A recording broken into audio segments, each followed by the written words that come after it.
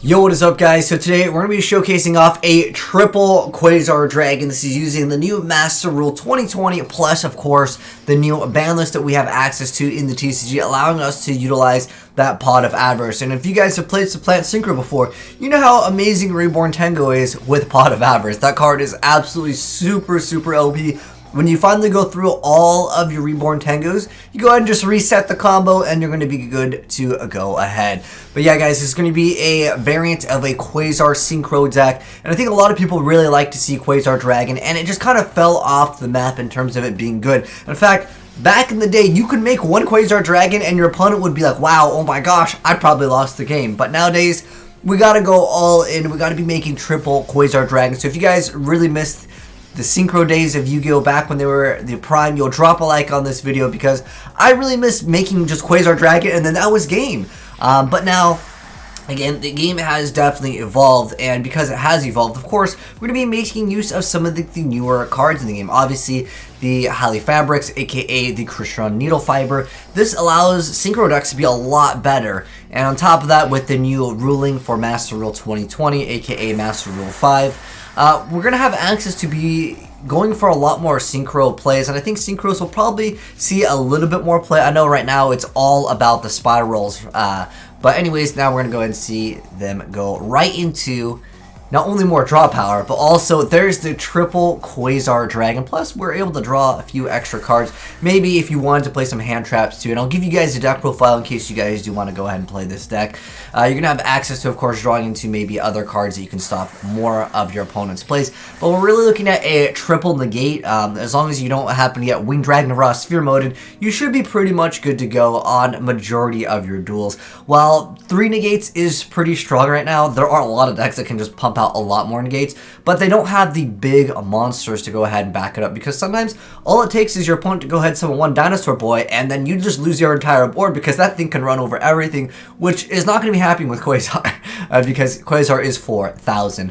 But anyways, we got a few different duels over here. The last duel is actually pretty spicy because you're going to be seeing an effect that you very rarely ever see activated in Yu-Gi-Oh! Because no one really uses it for that effect, but it does go off over here. Looks like the other guy's playing Twilight Lightsworn. You know, I feel like the whole, when they actually made like the actual light, well, mostly the dark Lightsworn, because they did technically make newer Lightsworn support like Rinyan, but like no one played it, right? Felice and Raiden were great additions to Lightsworn, but nonetheless, the dark, I felt like never really took off. I like the dark Raikou, but other than that, I feel like the dark Lightsworns are just kind of lackluster. Even like the Dark Judgment Dragon, like when it got announced, I was super hyped, but like at the end of the day, it just really wasn't that good. But nonetheless, we're gonna go ahead and see, of course, the cards go off over there. And once again, we're actually utilizing the Garden Rose Maiden, and that's going to go ahead and place a Black Garden up on the board, which is going to have that ability where you can target one monster graveyard with attack equal to the total attack of all plant monsters on the field, and you destroy them. Now, I do also want to mention that there can be another play with that field spell. If you know your opponent is playing a deck where they cannot tribute summon, and there are a lot of decks that they just simply don't have the monsters in their deck, you could just spam the board and completely clog their board with monsters. Depending on what they are playing, they might not be able to link summon out of something, and at that point, well, they can't really do anything. And you could just game your opponent through basically locking them down. But I think, of course, with the Quasar deck, your goal is to make, of course, Quasar. But look at this. We've got triple Quasar, an additional Librarian, and a Jet Warrior over here. We're just going to go ahead and have that ability to bounce back a opponent's card. But then we have Pot of Avarice activated over here. He's going to summon Gigantes. He's kind of clogged up the board. But nonetheless, you guys can see this deck can still make other plays the following turn because you're going to be drawing so many cards off of Librarian. And this one over here is pretty funny because, well, Magic Cylinder doesn't see too much play. I don't even think this other guy was playing meta heroes. I looked at Hero Signal. There is a lot of really cheeky plays that you can do with this card. Most of the time, this is timing, but nonetheless, there are cool things that you can do with this card. But then I looked at Dust Tornado and this. I'm like, okay, it's probably not even going to be meta. Then I looked up in the actual deck, and I'm like, okay, I have no idea what he's playing. Maybe there's some new FTK or OTK that I'm unaware of, but for the most part, Dust Tornado was just super outclassed. This guy, he's playing he's lost in time, man. All right, he's playing in another format. Nonetheless, where Arfthau has actually been seeing so much play in spirals, in fact, and even in Orca's variants, I've seen people go ahead and use it. It's usually with Millennium Eyes Restrict. Also, have you guys seen the price of Millennium Eyes Restrict? It is like $40 now.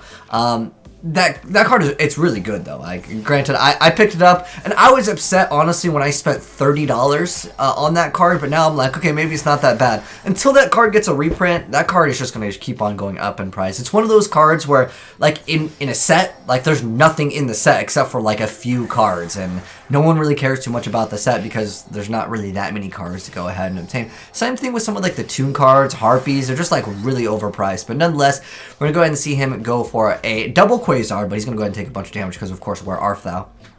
But he's going to go ahead and activate Lightning Vortex. That's going to go ahead and prevent Lightning Vortex from going off. He's going to go ahead and attempt to add a hero.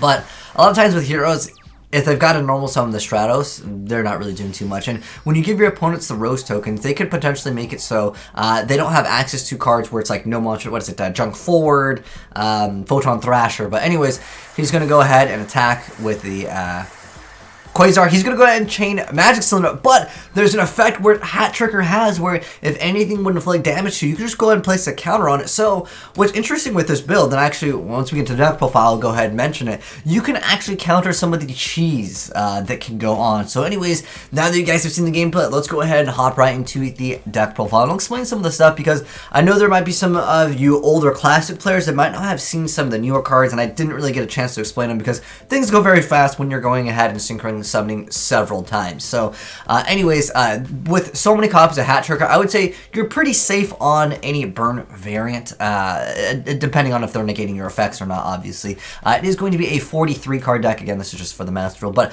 there's a lot of things that I do gotta go ahead and go over that are newer changes to the deck that previously were not there as far as like newer cards, because I know when I make a Plant Synchro video, there's going to be a lot of people that are interested in checking out, well, although at the end of the day, there's only one plant here, but this is more so just for triple Quasar in 2020, as I guess what I'm going to be calling this, because I don't think it's enough plants to call it Plant Synchro.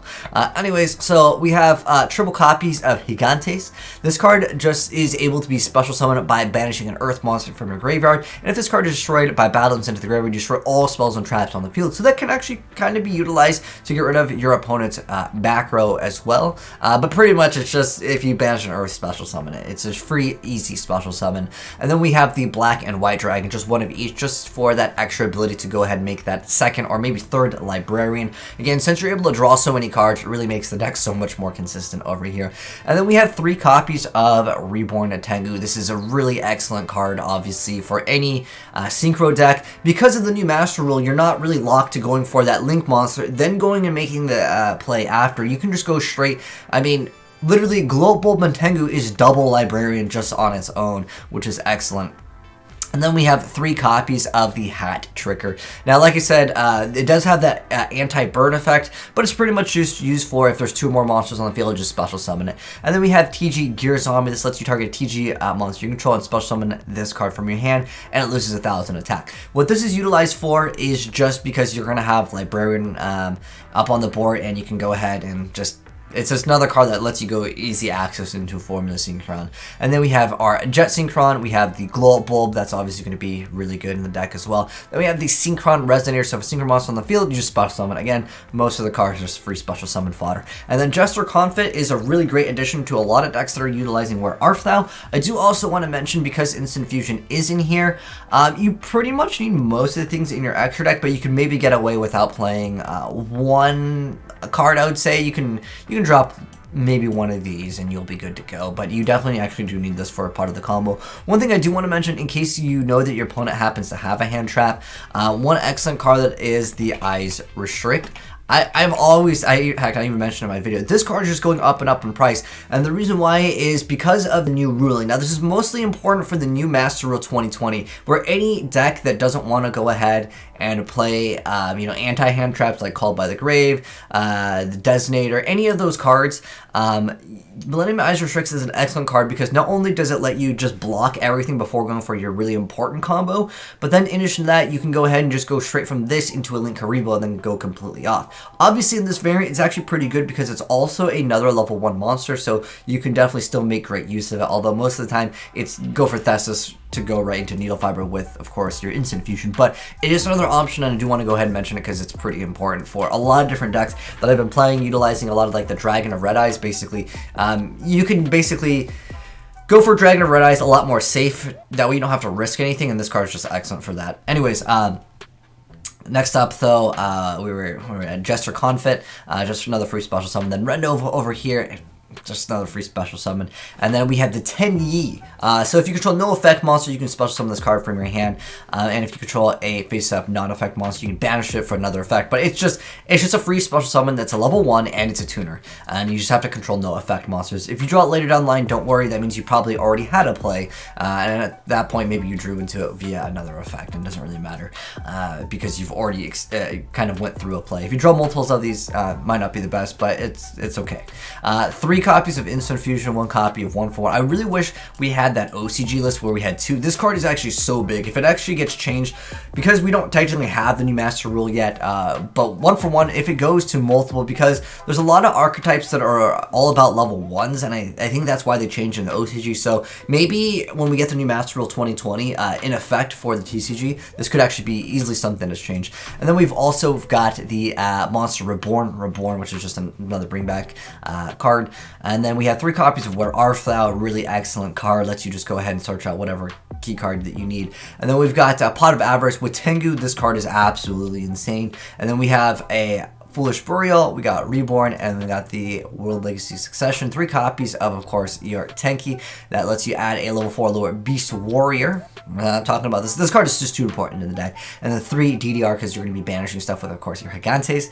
And then we've got Living Fossil, Excessive, or Overdub Burial, as it's called in the TCG. And then Black Garden, which allows you to go ahead and pop in and special summon another card. Really good for, of course, getting this free field spell. It's great because, you know, Ancient Fairy Dragon doesn't exist anymore. For the extra deck, though, this is what we got. We got the Sea Monster of Thesis. We've got the Mud Dragon of the Swamp. Shooting Quasar Dragon at, of course, triple. One of them got kind of moved here. Then we got Jet Warrior, High Speed Chambara. This is more so for follow-up plays, but it can definitely allow you to, if you're not going for triple Quasar, you can still do double Quasar, maybe OTK them through Chambara, or just having this allows OTKs to be a lot more easy to pull off. And plus, Jet can bounce 1 card back. So don't always feel like you have to go for this because you can still definitely OTK your opponent, whereas Quasar, you might not be able to do it because this card technically can attack twice, and you might need just that extra small, like 100, 200 damage to actually make it game sometimes. And then we got 3 copies of Librarian, then we got the Guardian Rose Maiden, 3 copies of Formless Synchron, and 1 Needle Fiber. And this card is just for the Master Rule 2020. But yo, big shout out to my homie Stardust YGO for actually building this deck as well as giving us the deck profile. So I'll link him down below if you guys want to check him out. But hopefully you enjoyed the video. If you guys did, drop a like on it. If you're new to the channel here, hit subscribe, turn on that bell to see more new Yu-Gi-Oh videos, like of course the Triple Quasar in 2020. If you guys want to send me in other replays, just like my boy Stardust YGO, feel free to go ahead and do so. Send it to AzneyesReplays@gmail.com, attach the YRP replay file. And thanks for tuning in, guys, and I'll catch you guys in the next video. Have a good one, and peace!